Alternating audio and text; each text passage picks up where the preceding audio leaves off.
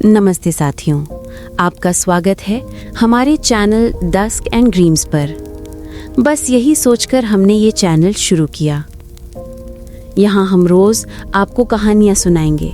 हमारी कोशिश यही है कि आपकी सारी थकान दूर हो जाए, मन हल्का लगे और नींद आराम से आ जाए। गोदान एक किसान की ऐसी करुण गाथा जो सिर्फ कहानी नहीं बल्कि भारतीय ग्रामीण जीवन की सच्ची तस्वीर है। आज की इस वीडियो में हम बात करेंगे एक ऐसी कहानी जहां हर पन्ना किसान के संघर्ष, सपनों और टूटते हुए हालातों की कहानी कहता है। इस उपन्यास का केंद्र है होरी महतो, एक गरीब लेकिन ईमानदार किसान जिसकी जिंदगी भर की एक ही इच्छा है, मरण से पहले गोदान करना। ये इच्छा सिर्फ धार्मिक परंपरा नहीं बल्कि उसके आत्मसम्मान, उसकी आस्था और उसके पूरे जीवन की सबसे बड़ी साधना बन जाती है। कहानी हमें दिखाती है कि कैसे महाजन, जमींदार, समाज और गरीबी की मार झेलता हुआ होरी जीवन के हर मोड़ पर टूटता है पर हार नहीं मानता।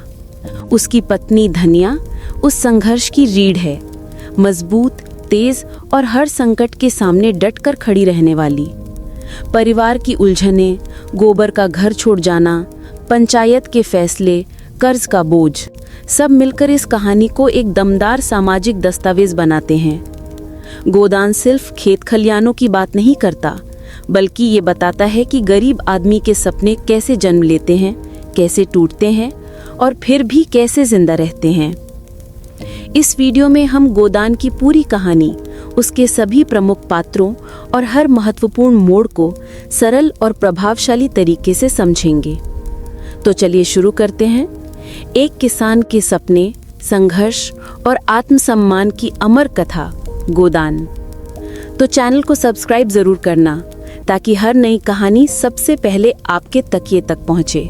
और हाँ, नीचे कमेंट करके बताना मत भूलना कौन सी बात आपके दिल को सबसे ज्यादा छू गई, किस टॉपिक पर आपको कहानी चाहिए ये भी बताइए, और किस जगह से कहानी सुन रहे हैं ये भी बताइए। मैं अगली कहानी में आपका नाम जरूर मेंशन करूंगा। आपके कमेंट हमें ताकत देते हैं कि रोज हम आपके लिए कुछ नया लाएं। तो चलिए, अब दीपक की लौ हल्की हल्की डोल रही है, रात की नींद आंखों पर उतरने को है।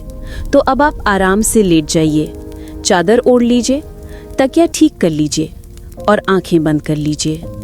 एक गहरी सांस लीजिए, धीरे से छोड़ दीजिए। सोचिए कि सारी थकान बाहर निकल रही है, सारे बोझ और चिंता हवा में उड़ रही है। अब बस आप है और हमारी आवाज है। तो चलिए, अब धीरे धीरे नींद आपकी पलकों पर उतरने लगेगी, चेहरे पर मुस्कान आ जाएगी, दिल में सुकून फैल जाएगा और आप तैयार हो जाइए आज की कहानी सुनने के लिए। तो होरी महतो गांव का वही पुराना, झुर्रियों भरा मेहनतकश किसान था जिसकी पीठ बचपन से ही हल और बैलों की रस्सियों से झुकी चली आ रही थी। मिट्टी से उसकी ऐसी मोहब्बत थी कि लोग कहते थे अगर होरी को कहीं सबसे ज्यादा सुकून मिलता है तो अपने खेत की मेड़ पर बैठकर मिट्टी की गंध सूंघने में। पर जितना गहरा उसका खेत से रिश्ता था उतना ही गहरा दुख भी उसके भीतर पलता था। ये दुख था गरीबी का, अभाव का और उस एक सपने का जो हर रात उसकी आंखों में जगता था, मरने से पहले एक गाय दान करने का, गोदान करने का। उसे लगता था कि अगर उसने गोदान कर दिया तो उसके जीवन का पाप कट जाएगा, उसके पुरखे खुश हो जाएंगे और उसकी आत्मा शांति पाएगी। पर हकीकत ये थी कि घर में जौ और चने तक ना बचते थे। गाय क्या खरीदे, घर का चूल्हा तक कई दिन धुएं से खाली रहता था। फिर भी होरी के भीतर एक अजीब उम्मीद थी, एक दिन वो जरूर गोदान करेगा, चाहे उसे अपनी जान ही क्यों न देनी पड़े। सुबह सुबह जब वो आंखें खोलता तो सबसे पहले बाहर बंधे सूखे बांसों की सरसराहट सुनाई देती और उसे याद आता कि उसके पास वो गाय नहीं है जिसके लिए मन हर पल पुकारता है। वो सोचता, लोग कितने भाग्यशाली हैं जिनके आंगन में गाय बंधी है, जिनके बच्चे ताज़ा दूध पीते हैं, जिनके घर में दही मट्ठा भर कर रहता है। वो हल्की सी मुस्कान के साथ छत की ओर देखता, फिर एक लंबी सांस लेकर उठ बैठता। उसके पैरों की नसें अकड़ी रहती लेकिन वो शिकायत न करता। उसकी दुनिया मेहनत, भूख और उम्मीद के 3 टेढ़े खंभों पर टिकी थी। होरी घर से निकलने ही वाला होता कि धनिया की तेज आवाज कान में पड़ती। धनिया उसका सहारा भी थी और डांटने वाली भी, लेकिन डांट में भी प्यार छिपा रहता था। वो कहती, होरी जरा दाल बचा के चलना, बच्चे फिर रात को भूखे न सो जाएं। और होरी बस चुपचाप सिर हिलाकर बाहर निकल पड़ता। उसे धनिया की ये बात चुभती तो थी, पर वो जानता था कि मजबूरी ने उसकी पत्नी को कड़ा बना दिया है, वरना वो दिल की कोमल थी। धूप थोड़ी चढ़ जाती तो होरी खेत में पहुंच जाता। सूखे खेत को देखकर उसका मन और भी सूख जाता। बारिश कब होगी ये सोच सोचकर वो थक चुका था। मेड़ पर बैठकर वो मिट्टी को हाथ में रगड़ता, जैसे कोई बूढ़ा पुराना रिश्ता छू रहा हो। तभी मन में फिर वही ख्याल आता, कभी इस मिट्टी में भी गाय का गोबर पड़ेगा, कभी ये खेत भी खुशहाल होगा। वो खुद को समझाता कि भगवान देर जरूर करता है, लेकिन अंधेरा हमेशा नहीं रहता। हालांकि भीतर कहीं वो जानता था कि उसकी जिंदगी का अंधेरा शायद उम्र भर साथ रहेगा। शाम को जब वो घर लौटता तो बच्चे उसकी ओर दौड़ते हुए आते। उनकी आंखों में उम्मीद रहती कि शायद आज पिता कुछ खाने को लाए हों। होली का दिल बैठ जाता, क्योंकि उसके पास उनके लिए ज्यादा कुछ नहीं होता, लेकिन वो मुस्कुराते हुए अपनी जेब से 2 मुट्ठी चने निकालकर बच्चों को दे देता। बच्चे खुश होकर चबाते रहते और होरी उन बच्चों की खुशी में अपनी भूख भूल जाता। लेकिन धनिया सब समझती थी। वो धीरे से कहती, ऐसे कब तक चलेगा होरी, तुम अपनी भूख मारते चलते हो। और होरी बस इतना कहता, अभी भगवान सब ठीक करेगा। धनिया दिल की मजबूत औरत थी। जब होरी थका हारा घर में कदम रखता तो वही उसे पानी देती, वही उसकी फटी कमीज को सीती, वही घर के सारे ताने बाने को जोड़ कर रखती थी। गांव में लोग कहते थे कि होरी चलता है तो अपनी हड्डियों के सहारे, और घर चलता है तो धनिया के दम पर। धनिया को भी ये बात भीतर ही भीतर मालूम थी, पर वो कभी इस पर घमंड नहीं करती। वो हमेशा होरी के साथ खड़ी रहती, चाहे कितनी ही मुश्किलें क्यों ना आए। घर में दाल नहीं होती तो वो जंगल से चुने हुए पत्तों से सब्जी बना लेती। कभी पानी में नमक डालकर बच्चों को कहती, ये भी खा लो, पसीना रुक जाएगा। उसकी आंखों में आंसू कई बार आते, मगर वो आंसू बच्चों और होरी से छुपा लेती थी। वो जानती थी कि अगर उसने हार मान ली तो घर बिखर जाएगा, इसलिए वो लोहे की तरह मजबूत बनी रहती। होरी अपनी गरीबी को लेकर जितना दुखी था, उससे कहीं ज्यादा दुख उसे इस बात का था कि वो धनिया को इतना बोझ उठाते देखता था। लेकिन वो क्या कर सकता था, मेहनत करके भी पेट भरने लायक अनाज न मिलता था। कई बार उसने सोचा कि शहर चला जाए, मजदूरी कर ले, लेकिन फिर सोचता कि खेत खलिहान छोड़कर जाना क्या किसी किसान के बस में है। मिट्टी से जुड़ी जड़ें कैसे उखड़ सकती हैं। एक दिन शाम को जब धूप हल्की पड़ने लगी थी, होरी आंगन में बैठा था। धनिया पास में लकड़ी काट रही थी। अचानक होरी ने बोला, धनिया, एक दिन मैं जरूर गोदान। होरी ने कहा, सपने ना हो तो आदमी जिए कैसे धनिया। उसकी आवाज में दर्द भी था और उम्मीद भी। धनिया कुछ पल चुप रही, फिर बोली, सपना बुरा नहीं है, लेकिन सपने से पहले जिंदगी काटनी है।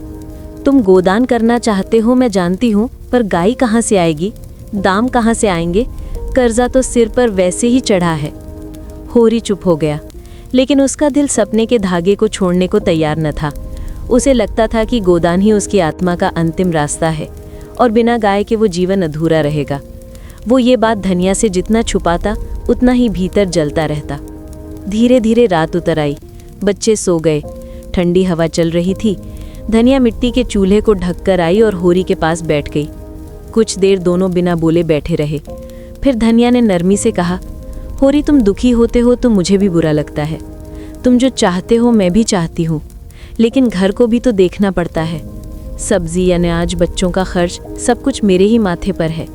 तुम कहो मैं कर दूं, ऐसा नहीं है, पर मजबूरी बड़ी चीज़ है। होरी ने उसका हाथ पकड़ लिया। उसकी आवाज़ भर्रा गई। धनिया, तुम ना होती तो ये घर बिखर गया होता। तुम ही हो जो सब संभालती हो, मैं तो बस सपने देखता रहता हूँ।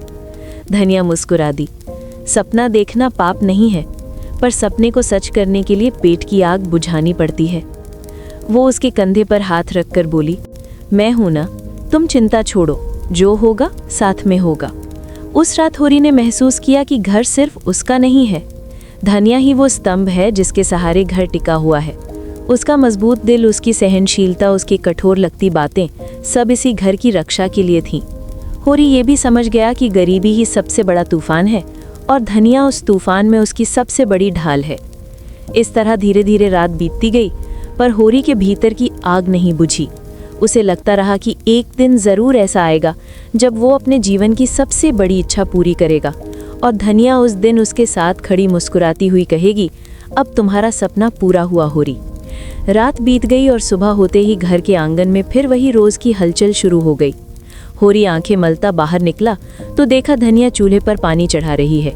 बच्चे नींद में अंगड़ाई लेते उठ रहे हैं और उसी आंगन के एक कोने में उसका छोटा भाई हीरा अपने पुराने गमछे से चेहरा पोंछता खड़ा है। घर वही था, टूटी दीवारें, झुकी छप्पर और बीच में 3-4 बर्तन, पर उसमें रहने वाले हर दिल पर अलग अलग बोझ थे। गरीबी जैसे सबके कंधों पर बंधी एक रस्सी थी जो किसी को खुले दिल से हंसने नहीं देती थी। होरी जानता था कि इस घर में सिर्फ भूख ही नहीं रहती बल्कि तनाव भी रहता है, कभी बच्चों का, कभी कर्जे का, कभी घर में बंधे रिश्तों का। हीरा कुल मिलाकर होरी जैसा नहीं था। उसका स्वभाव थोड़ा तुनक मिजाज था, बात को तुरंत आग की तरह पकड़ लेता। उसे लगता कि होरी अपने हिस्से से ज़्यादा आराम से रह रहा है और वो हमेशा घर के कामों में ज़्यादा दबाव उठा रहा है। सच ये था कि दोनों ही परेशान थे, पर गरीबी इंसान को एक जैसा नहीं छोड़ती, किसी को शांत बना देती है, किसी को कड़वा। इसी वजह से दोनों भाइयों में अक्सर कहासुनी हो जाती। गोबर, जो होरी का बड़ा बेटा था, इन सब के बीच जैसे एक पुल की तरह था। वो भी जवान होता जा रहा था, पर घर की हालत देखकर समझदार बन गया था। वो अक्सर बवाल शांत करता और अपने पिता की छोटी छोटी ज़रूरतें पूरी करने की कोशिश करता। घर में हंसी कम ही गूंजती, लेकिन अगर कभी आती भी थी तो गोबर के कारण ही। उस सुबह भी हीरा किसी बात पर भुनभुनाता फिर रहा था। होरी चुपचाप उसके पास गया और बोला, हीरा, क्यों सुबह सुबह मुंह फुलाए बैठे हो? हीरा झल्लाकर बोला, क्यों ना फुलाऊं? घर में सब मेरी ही गर्दन पर है और तुम सपने देखते रहते हो। खैर, जो करना है करो। उसकी आवाज़ में तीखापन था। होरी ने कुछ नहीं कहा। वो जानता था कि हीरा का गुस्सा उसकी असली समस्या नहीं, उसकी मजबूरी थी। दिन गुजरते गए और घर की हालत पहले जैसी ही रही, मगर होरी के मन में जो सपना था गाय का, वो हर दिन और गहरा होता जा रहा था। वो सोचता, अगर घर में गाय आ जाए तो इतने सारे काम आसान हो जाएंगे। दूध मिलेगा, बच्चों का स्वास्थ्य सुधरेगा, कुछ दही बेचकर पैसे भी आ जाएंगे। सबसे बड़ी बात, वो गोदान का रास्ता भी पकड़ सकेगा। उसके भीतर इस गाय के लिए ऐसी तड़प थी जैसे कोई सूखी धरती पहली बारिश का इंतजार करती है। एक दिन सुबह सुबह गांव में खबर फैली कि दूर के टोले में किसी की गाय बिकने वाली है। ये सुनते ही होरी का दिल जैसे धड़क उठा। वो तुरंत वहां पहुंच गया। गाय ज्यादा खास नहीं थी, काली सफेद, थोड़ी दुबली, पर आंखों में एक शांत चमक। होरी ने उसे दूर से ही देखा और उसका दिल भर आया। उसे लगा यही गाय उसके घर की नई उम्मीद बन सकती है। पर दाम सुनकर उसके पैरों के नीचे की मिट्टी हिल गई। जितना रुपया वो मांग रहा था उतना होरी के पास नहीं था। फिर भी वो मन मारकर घर लौट आया। दिन भर वो इसी सोच में उलझा रहा, कर्ज लेकर गाय खरीदूं या सपने को फिर से टाल दूं। शाम तक वो बेचैन सा घूमता रहा। धनिया ने उसकी हालत समझ ली। उसने आह भरी और बोली, अगर तुम इतना चाह रहे हो तो ले आओ गाय। मैं जानती हूँ तुम्हारी आंखों में कितनी उम्मीद है उससे। होरी ने डरते हुए पूछा, पर पैसे? धनिया ने जवाब दिया, किसी से उधार ले लो, भगवान ने चाहा तो चुका देंगे। सपने अगर सच ना हो तो आदमी जी कैसे पाएगा? धनिया की ये बात होरी के दिल पर जैसे मरहम की तरह लगी। अगले ही दिन उसने गांव के एक महाजन से उधार लिया और गाय खरीद लाया। जब वो गाय की रस्सी पकड़कर घर के आंगन में आया तो पूरे आंगन में जैसे नई रोशनी फैल गई। बच्चे खुशी से उछल पड़े। धनिया ने गाय के माथे पर हाथ फेरा और हीरा भी पहली बार मुस्कुराया। होरी को लगा कि उसके घर में भगवान ने कदम रखा है। गाय अब घर का हिस्सा बन गई। होरी खुद उसे चारा डालता, पानी पिलाता और कई बार रात को उठकर भी उसे देखाता, कहीं वो ठंडी हवा से कांप तो नहीं रही। गोबर को गाय से खास लगाव रहने जगा। उसे लेकर खेतों तक घुमाता। धीरे धीरे घर में दही जमने लगा, बच्चों के चेहरे चमकने लगे और धनिया के भीतर भी एक नई ऊर्जा जाग उठी। ऐसा लगने लगा कि शायद भगवान ने अब उनकी सुन ली है। लेकिन जहाँ गरीबी होती है वहाँ सुख ज्यादा दिन टिकते कम ही हैं। एक शाम जब सूरज ढलने को था और बकरियां घरों को लौट रही थी, हीरा ने कहीं से सुना कि गाय ने खेत में किसी की फसल को खा लिया है। वो गुस्से से तमतमाता हुआ घर पहुंचा और बिना कुछ समझे गाय को लाठी से मारने लगा। गोबर दौड़ा, धनिया चिल्लाई, लेकिन हीरा का गुस्सा किसी की बात नहीं सुन रहा था। होरी खेत से भागता हुआ आया और हीरा को पकड़कर अलग किया। पर तब तक देर हो चुकी थी। गाय गिर चुकी थी। गाय की सांसें भारी थीं। उसकी आंखों का उजाला धीमे धीमे बुझ रहा था। होरी उसके पास बैठ गया और उसके माथे को सहलाने लगा। उसकी आंखों में आंसू थे, वो आंसू जो उसकी गरीबी, उसके टूटते सपने और उसके दिल की बेबसी का मेल थे। पूरी रात गाय तड़पती रही और सुबह होने से पहले ही उसकी जान चली गई। आंगन में एक अजीब सी शांति छा गई। बच्चों की आंखें लाल थीं, गोबर के होंठ कांप रहे थे और धनिया स्तब्ध खड़ी थी। पर सबसे बड़ा घाव तो होरी के दिल में था। उसकी आशा का दीपक एक झटके में बुझ गया था। उसे लगा जैसे उसकी आत्मा का एक हिस्सा मर गया हो। लेकिन असली मुश्किल अभी बाकी थी। गांव में गाय की मौत मामूली बात नहीं थी। सुबह सुबह गांव के बुजुर्ग और पड़ोसी आंगन में जमा होने लगे। कोई कहता गाय भूखी थी इसलिए खेत में घुसी, कोई कहता हीरा ने ज्यादा मार दी होगी। पर सबसे बड़ी मुसीबत तब खड़ी हुई जब गाय के मालिक ने आरोप लगाया कि उसकी देखभाल ठीक नहीं की गई और पंचायत बुलाई जाए। पंचायत बैठी, बूढ़े पीपल के नीचे तख्त डाले गए। सबकी निगाहें होरी पर थीं। वह सिर झुकाए बैठा था और हीरा चुपचाप एक कोने में खड़ा था। पट्टीदारों ने पूछताछ शुरू की। कोई बोला गाय तो खरीद लाए पर रखने की अक्ल नहीं। कोई बोला हीरा का गुस्सा ही विपत्ति बना। पर अंत में फैसला ऐसा आया जिसने होरी की कमर तोड़ दी। पंचायत ने दोषी होरी को ठहरा दिया। कहा कि गाय उसके घर में मरी है इसलिए वह हर्जाना देगा। होरी स्तब्ध रह गया, उसके होठ सूख गए। धनिया ने विरोध किया, बोली दोष अगर है तो हीरा का है, सबने देखा, उसने मारा। पर पंचायत तर्क नहीं सुनती, बस रस्म निभाती है। अंत में वही फैसला हर्जाना होरी ही देगा। होरी के लिए यह फैसला किसी वज्रपात से कम नहीं था। एक तो गाय खो दी, दूसरे कर्ज का बोझ और बढ़ गया। वह टूट चुका था, लेकिन टूटकर भी चुप था। घर लौटते समय उसके कदम लड़खड़ा रहे थे। वह बार बार सोचता, क्यों उसका सपना इतना भारी निकला, क्यों भगवान ने उसके हाथों से उम्मीद का दिया छीन लिया। घर पहुंचते ही वह गाय के खाली बाड़े के सामने बैठ गया। मिट्टी को मुट्ठी में भरकर उसने देखा और उसकी आंखों से आंसू टपकने लगे। धनिया उसके पास आई, उसके कंधे पर हाथ रखा और बोली, होरी हिम्मत रखो, जिंदगी एक गाय पर नहीं रुकती, हम दोनों हैं ना, संभाल लेंगे। लेकिन उसकी आवाज में भी दर्द छुप नहीं पा रहा था। गोबर पास खड़ा था। वह अपने पिता को इस हालत में देखकर खुद को दोष दे रहा था कि वह गाय को बचा क्यों न सका। बीच में भी कोई एक दोष रखना चाहिए ताकि पंडित का पात्र और क्लैरिटी करे। हीला दूर खड़ा था, उसकी आंखें झुकी हुई थीं। शायद उसे भी अपने किए पर पछतावा था, लेकिन शब्द उसके गले में अटक रहे थे। घर का वह कोना जहां गाय बंधती थी अब खाली था और उस खालीपन में पूरे आंगन की उदासी बस गई थी। होरी ने धीमे से कहा, मेरी किस्मत ही फूटी है धनिया, सपने भी मेरे घर में कदम रखते ही टूट जाते हैं। धनिया ने उसका हाथ पकड़कर कहा, सपना टूटेगा तो नया बनाओगे, यही जिंदगी है। पर उस रात होरी को पहली बार लगा कि शायद उसके सपने और उसकी किस्मत दोनों ही उसे बार बार एक ही जगह लाकर छोड़ देते हैं, खाली हाथ। गाय के मर जाने के बाद घर का माहौल कई दिनों तक बोझिल बना रहा। होरी का चेहरा जैसे सूख गया था। उसकी आंखों में हर पल एक खोए हुए सपने की धुंध तैरती रहती। धनिया भी दिन रात काम में खुद को झोंक देती ताकि इस दुख पर कुछ पर्दा पड़ सके। बच्चे चुपचाप रहते और हीरा भी अपनी गलती से परेशान रहते हुए ज्यादा बात नहीं करता था। पर उस खामोशी के बीच केवल एक व्यक्ति था जिसके दिल में तूफान उमड़ रहा था, गोबर। वह खुद को कसूरवार समझता था कि वह गाय के समय पर उसे बचा क्यों न सका। पर यह गलती उसके भीतर ही भीतर एक और दुख को जन्म दे रही थी, एक ऐसी बेचैनी जो किसी को पता नहीं थी। गोबर की उम्र ही ऐसी थी, जवान खून, तेज सोच और उबलती भावनाएं। इसी उबाल में उसका मन पास के गांव की लड़की झुन्नी की ओर खिंचता चला गया था।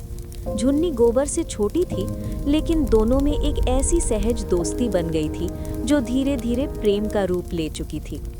गांव के खेतों की पगडंडियों पर, कुएं के पास, मेड़ के किनारे, जहां जहां गोबर जाता वहीं किसी न किसी बहाने झुन्नी आ जाती। दोनों की आंखों में एक ऐसी चमक थी जिसे शायद कोई समझ नहीं सकता था, लेकिन दोनों खुद समझते थे। पर गांव की दुनिया प्रेम को उतनी आसानी से नहीं पचाती। जरा सी भनक लगते ही लोग ताने कसने लगते, इशारे करने लगते। झुन्नी के घर वालों ने जब पहली बार इस रिश्ते की हवा सूंघी तो घर में तूफान निकल आया।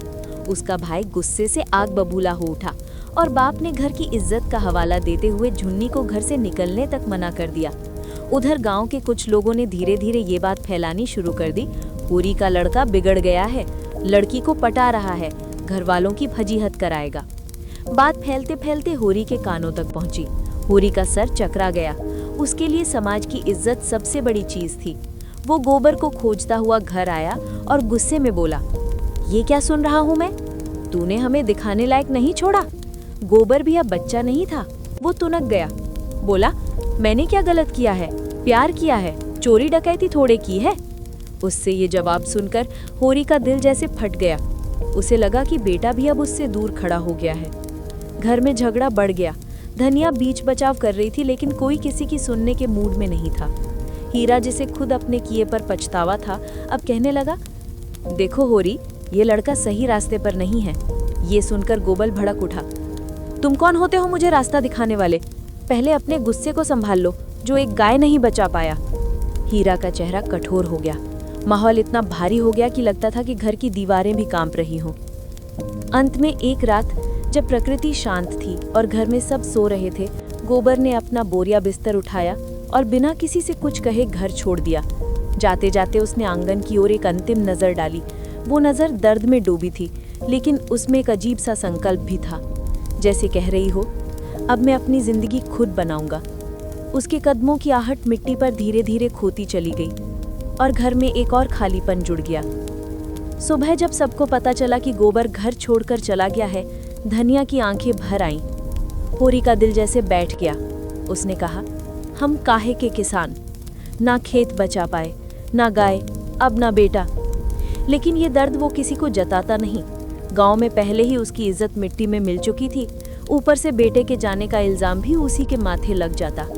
पर असली मुसीबतें तो अभी तो शुरू ही हुई थीं। गांव में जहां आशाएं कम होती हैं, वहां लोग परायों की मजबूरी पर ही अपनी ताकत बनाते हैं। और होरी के हालात देखकर गांव के अमीर और ताकतवर लोग जैसे गिद्धों की तरह मंडराने लगे। सबसे पहले पहुंचा पंडित दत्ता दीन, गांव का बड़ा पुरोहित, लेकिन असल में एक चालाक और लालची आदमी। वो होरी के घर इस तरह आया जैसे कोई दुख सुख बांटने आया हो। बोला, होरी, बड़े भारी संकट में हो तुम, पर चिंता मत करो, हम लोग हैं ना। लेकिन उसकी हर हम हैं वाली बात में एक फंदा छिपा था। पंडित ने होरी से कहा कि गोदान की इच्छा रखना अच्छी बात है, लेकिन उसके लिए उसे गाय की भरपाई अभी कर देनी चाहिए। पैसे नहीं है तो उसके खेत का कुछ हिस्सा गिरवी रख दो। ये बात सुनते ही होरी के अंदर से एक सिसकारी निकल गई। खेत? वही खेत जिसमें वो बचपन से मिट्टी की सुगंध सूंघता आया है, उसे गिरवी रखना? पर क्या करता? समाज, पंचायत और पंडित की बात काटने की हिम्मत नहीं थी। मजबूरी उसे उसी दिशा में धकेल रही थी। धीरे धीरे पंडित दत्तादीन ने चालाकी से उसके आधे खेत को गिरवी में ले लिया। होरी की आंखों में जैसे एक और दुखरी नदी भर गई। इसके बाद आया जमींदार, रईस, जिसका नाम सुनते ही गांव वाले झुक जाते। उसका चाल चलन ऐसा कि हर किसी को दबाव में लेना उसकी आदत थी। वो होरी के घर बड़े शान से आया, जैसे कोई राजा किसी दास के घर आया हो। बोला, सुना है बेटे ने बदनामी कराई है तुम्हारी, गाय भी मर गई, खेत भी गिरवी चला गया। हम मदद कर सकते हैं, पर इसके बदले थोड़ा खेत पर काम करना पड़ेगा। थोड़ा काम? असल में वो चाहता था कि होरी उसके खेतों में दिन रात काम करे और बदले में बस इतना मिले कि पेट भर सके, उससे ज्यादा नहीं। होरी ने मजबूरी में सिर हिला दिया। उसके लिए ना कहना जैसे संभव ही नहीं था। अब गांव में बातें और चलने लगी कि होरी जमींदार का नौकर हो गया, अपनी हालत खुद बर्बाद की है। सुनते सुनते होरी के कान सुन्न हो चुके थे। और फिर आया महाजन, वो भी मुस्कुराता हुआ, जैसे दूसरों का दुख उसका कारोबार हो। बोला, होरी, कर्ज चढ़ गया है तुम्हारे ऊपर, ब्याज बढ़ता जा रहा है। अच्छा होगा तुम कुछ और उधार लेकर बाकी चुका दो, बाद में आराम से चुकाना। उसके शब्द शहद जैसे थे, लेकिन उसके भीतर जहर था। ब्याज इतना ज्यादा कि जिंदगी भी बेचकर चुकाना मुश्किल हो जाए। होरी इसका भी कुछ न कर सका। कागज पर अंगूठा लगा दिया और कर्ज का बोझ दुगना हो गया। इन तीनों की पकड़ अब होरी की सांसों पर थी। खेत आधा गिरवी, आधा जमींदार की मजदूरी में, और जो थोड़ा बहुत बचता था वो महाजन के ब्याज में डूब जाता था। ऐसा लगा जैसे तीनों ने मिलकर होरी को एक ऐसे जाल में फंसा दिया है जिससे निकलना किसी गरीब किसान के बस में नहीं। धीरे धीरे गांव का माहौल और कठिन हो गया। लोग इशारों में बातें करते कि देखो होरी सबका मोहताज, कोई कहता गाय लेकर भी बचा नहीं पाया, बेटा भी भाग गया। इन तानों की चुभन होरी को भीतर तक काटती थी, लेकिन वो किससे कहता कि उसका दिल हर रोज कितना रोता है। वो बस चुपचाप खेतों में काम करता, मिट्टी को कुरेदता और अपने जीवन को धूप छांव में घिसटता हुआ आगे बढ़ाता। उसकी हिम्मत का एक ही सहारा था, धनिया। वो रोज उसे समझाती, होरी तू चिंता मत कर, जब तक मैं हूँ घर बिखरेगा नहीं। वो घर संभालती, बच्चों को देखती, कुएं से पानी भरती, खेत में भी मदद करती और रात को चूल्हा जलाते हुए खुद भूखे पेट रह जाती, लेकिन घर वालों को खिलाती रहती। गरीबी ने उसे पत्थर नहीं, लौह का बना दिया था। पर होरी के लिए सब कुछ वैसे ही नहीं रह गया था। गोबर के जाने से घर का एक वक्त का सहारा खिसक गया था। उसकी याद आते ही होरी का मन कसक से भर उठता। वो सोचता, कहीं बेटा भूखा तो नहीं, कहीं कोई उसका बुरा तो नहीं कर देगा। पर दूसरे ही पल वो सोचता, गोबर भी अब बच्चा नहीं रहा, अपनी राह खुद पहचानेगा। फिर भी पिता का दिल कैसे चैन से रहे। दिन बीतते गए और धीरे धीरे जिंदगी एक बोझ बनती चली गई।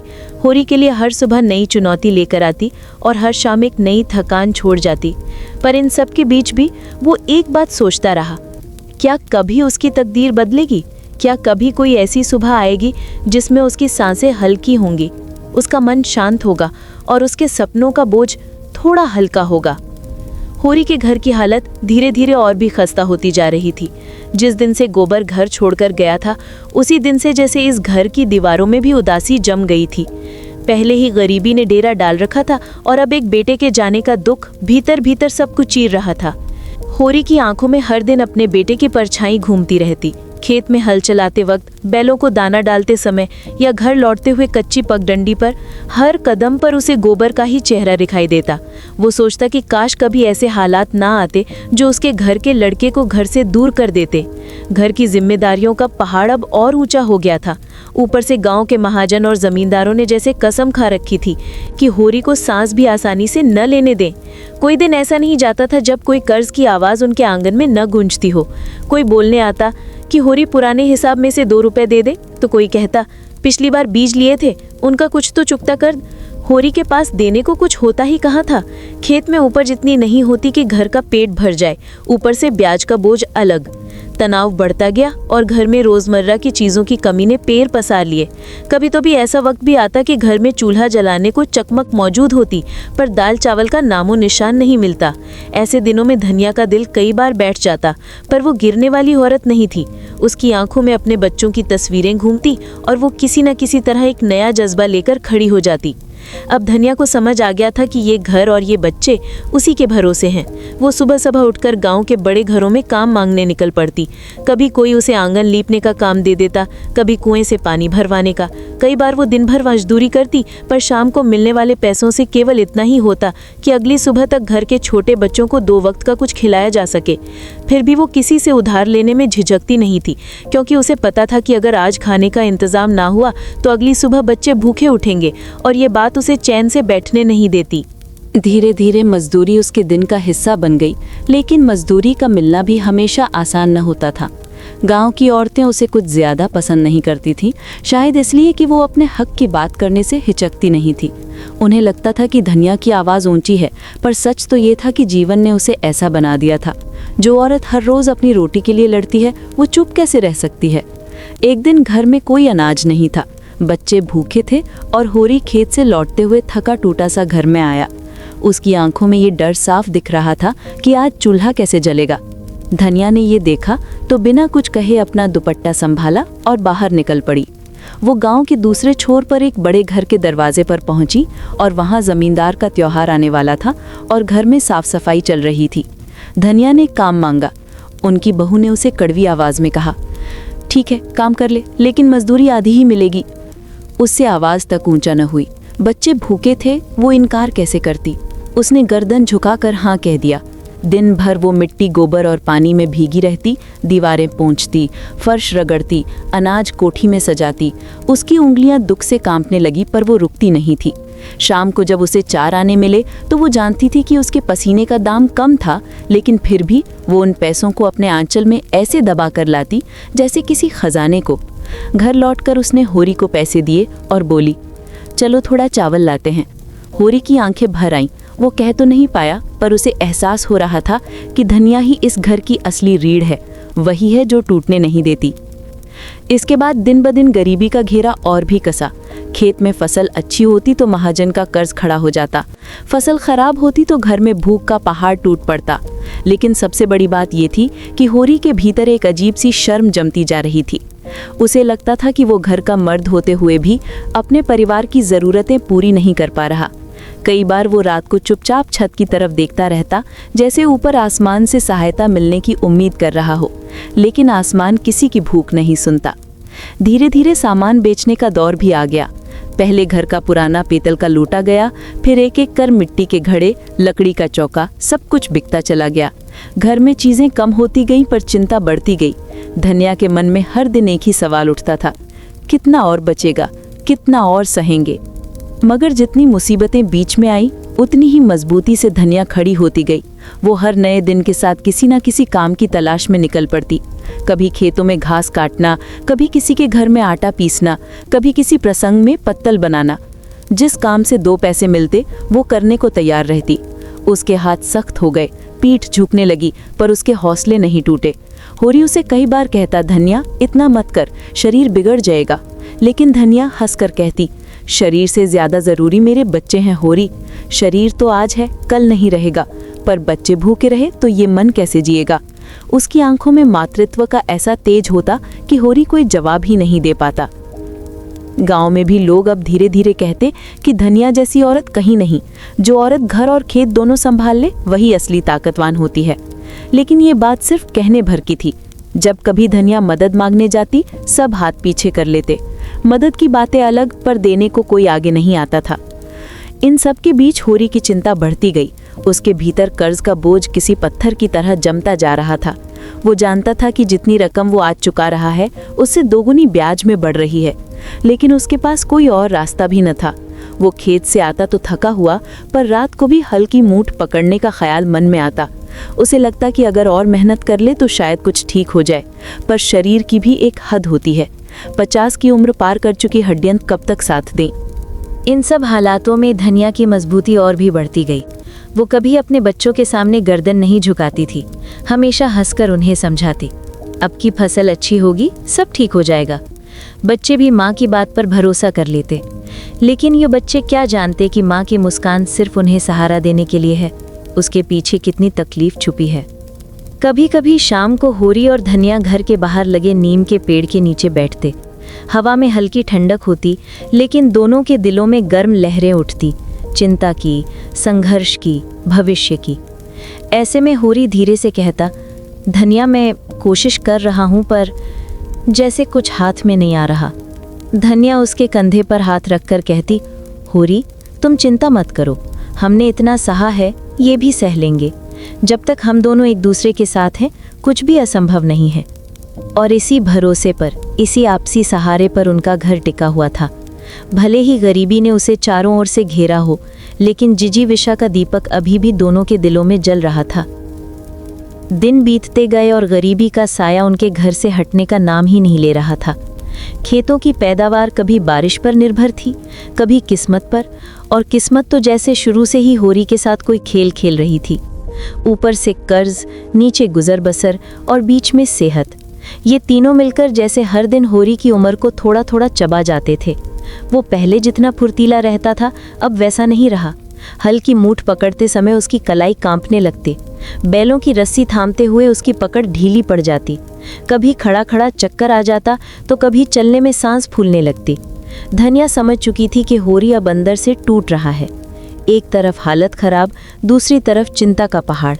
जैसे जैसे कर्ज बढ़ता गया, वैसे वैसे होरी के मन में एक ही बात घर कर गई, मरने से पहले गोदान करना है, चाहे कुछ भी हो जाए। वो सोचता कि पूरी उम्र पाप पुण्य, मेहनत, मशक्कत और संघर्ष में बीता दी, पर अगर मरते समय गाय का दान ना किया तो जीवन अधूरा रह जाएगा।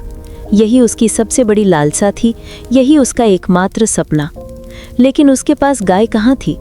घर में तो रोटी के लिए महाजन से उधार लेना पड़ता था, गाय रखना तो दूर की बात थी। फिर भी होरी मन ही मन यही सोचता रहता कि शायद कभी किसी दिन भगवान उसकी सुन ले, शायद किसी दिन किसी का दिल पिघल जाए और उसके हिस्से में गाय चली आए। ये इच्छा उसके भीतर किसी जलती हुई लौ की तरह हमेशा धधकती रहती थी। लेकिन अब शरीर साथ छोड़ने लगा था। एक दिन हल जोतते हुए उसे तेज बुखार चढ़ गया। उसने सोचा कि थोड़ा आराम कर लेगा तो ठीक हो जाएगा, लेकिन अगले दिन बदन में और दर्द, फिर उसके अगले दिन खांसी शुरू, फिर सीने में जकड़न। धन्या ने देखा कि होरी की आंखों में वो चमक नहीं रही जो हमेशा रहती थी। वो ज़्यादा बोल भी नहीं पा रहा था। जब भी कुछ पूछो वो धीमी सी आवाज़ में ही जवाब देता। धन्या ने देसी जड़ी बूटियों से उसे दवा देने की कोशिश की, पर बीमारी जैसे किसी और ही इरादे से आई थी। वो दिन ब दिन गहराती गई। होरी की भूख खत्म हो चुकी थी, हाथ पैर में ताकत नहीं बची थी और वो अक्सर बेहोशी में बड़बड़ाने लगता। कभी गुमान करता कि गोबर वापस घर आ गया है, कभी समझता कि उसके खेतों में खूब फसल लहलहा रही है, और कभी अचानक उठकर कहता कि धनिया, गाय को पानी दे दिया। उसकी बातें सुनकर धनिया की आंखें भर आती। वो समझ जाती कि बीमारी के बीच भी होरी की अंतिम इच्छा वही है, गोदान। धीरे धीरे होरी बिस्तर पर ही रहने लगा। घर की छत, मिट्टी की दीवारें, कोने में रखा टूटा फूटा बर्तन, सब जैसे उसके जीवन की अंतिम यादें बन गई थीं। धनिया उसे पंखा झेलती, कभी पानी पिलाती, कभी उसके माथे पर गीली पट्टी रखती, लेकिन होरी की आंखों में एक ही सवाल बार बार चमकता, मेरे मरने से पहले गोदान हो जाएगा ना? धनिया हर बार उससे कहती, तुम ठीक हो जाओगे होरी, फिर हम गाय ले आएंगे। पर वो जानती थी कि ये बात सिर्फ उसे दिलासा देने के लिए है।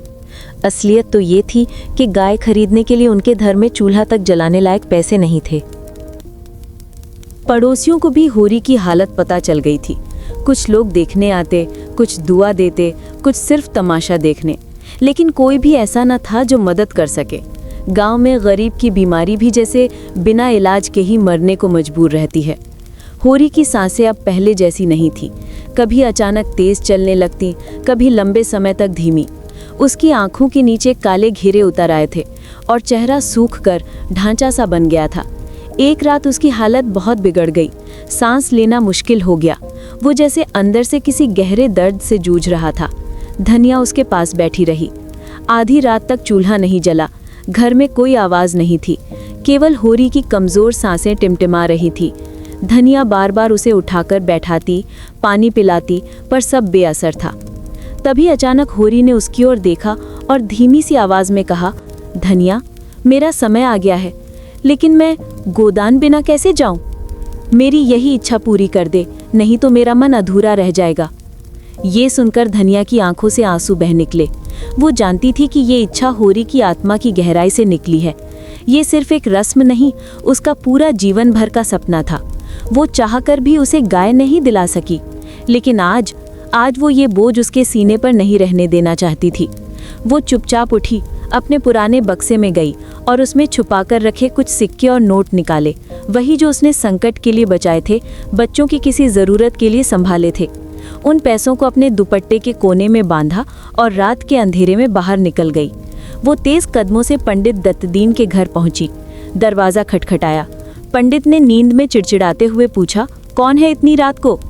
धनिया ने कांपती आवाज़ में कहा, होरी की हालत बहुत ख़राब है, उसका अंतिम समय है और उसकी इच्छा गाय का गोदान। पंडित ने झुंझलाकर कहा, गाय कहाँ से लाऊं अभी, और तुम दे क्या सकती हो? धनिया ने हाथ आगे बढ़ाकर दुपट्टा खोला।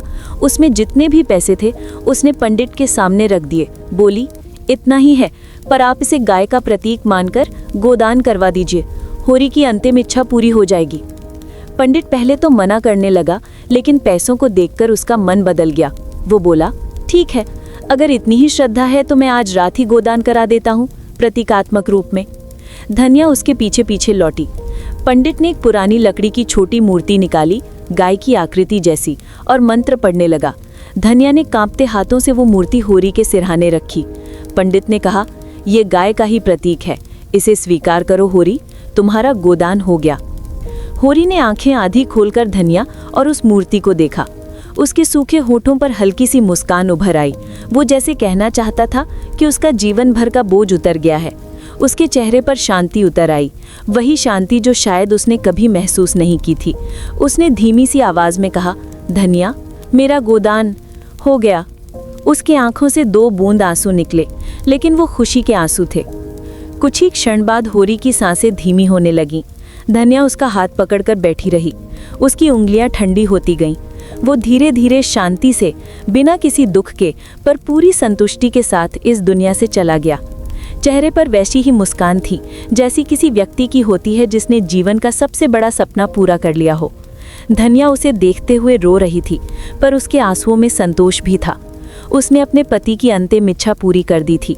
भले वो गरीबी में जीते रहें, कर्ज में दबे रहें, लेकिन मरते समय होरी के मन का बोझ उतर गया था। यही उसके जीवन का सबसे बड़ा सुख था। होरी चला गया, पर उसके चेहरे पर बनी वो शांत मुस्कान गांव भर में फैल गई। एक गरीब आदमी की अंतिम जीत की मुस्कान, उसकी साधना, उसकी श्रद्धा और उसकी जीवन भर की आकांक्षा की पूरी होने की मुस्कान। गोदान की पूरी कहानी हमें ये समझाती है कि गरीबी सिर्फ पेट की भूख नहीं होती, बल्कि सम्मान, रिश्तों और सपनों की भूख भी साथ लेकर आती है। होरी जैसे सीधे सच्चे इंसान अपनी पूरी जिंदगी ईमानदारी और मेहनत में झोंक देते हैं, लेकिन हालात, समाज और शोषण की मार उनके हिस्से की खुशियां छीन लेती है। फिर भी होरी टूटता नहीं, क्योंकि उसके भीतर की भोलापन और अपनी परंपराओं के प्रति आस्था ही उसकी सबसे बड़ी ताकत है। धनिया की मजबूती बताती है कि परिवार केवल पुरुष के सहारे नहीं चलता, बल्कि एक स्त्री की हिम्मत, त्याग और बुद्धि ही घर को टूटने से बचाती है। गोबर और झुनिया की कहानी सिखाती है कि समाज के बने हुए नियम हमेशा इंसाफ नहीं करते। कभी कभी अपनी खुशियों के लिए इंसान को समाज से लड़ना पड़ता है। इसी तरह साहूकार, पंडित और जमींदार जैसे लोग दिखाते हैं कि गरीबी का फायदा उठाकर अमीर लोग कैसे गरीब की मजबूरी को कमाई का जरिया बना देते हैं, और ये शोषण पीढ़ियों तक चलता रहता है।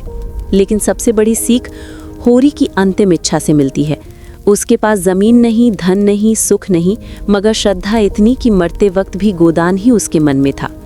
उसका ये विश्वास बताता है कि इंसान का मूल्य उसकी संपत्ति में नहीं, बल्कि उसके इरादों और उसकी नीयत में होता है। गोदान हमें ये भी सिखाता है कि समाज की सच्चाई अक्सर कठोर होती है, लेकिन परिवार का साथ, त्याग और प्रेम सबसे बड़ी ताकत बनकर सामने आता है। अंत में होरी भले ही गरीबी, बीमारियों और संघर्षों से हार गया, लेकिन अपनी श्रद्धा और नियत में विजयी रहा। उसकी आखिरी सांसें ये संदेश देती हैं कि जीवन में सबसे महत्वपूर्ण धन इंसानी नेकदिली, परिवार का प्रेम और विश्वास की शक्ति है। बाकी सब समय के साथ बदल जाता है।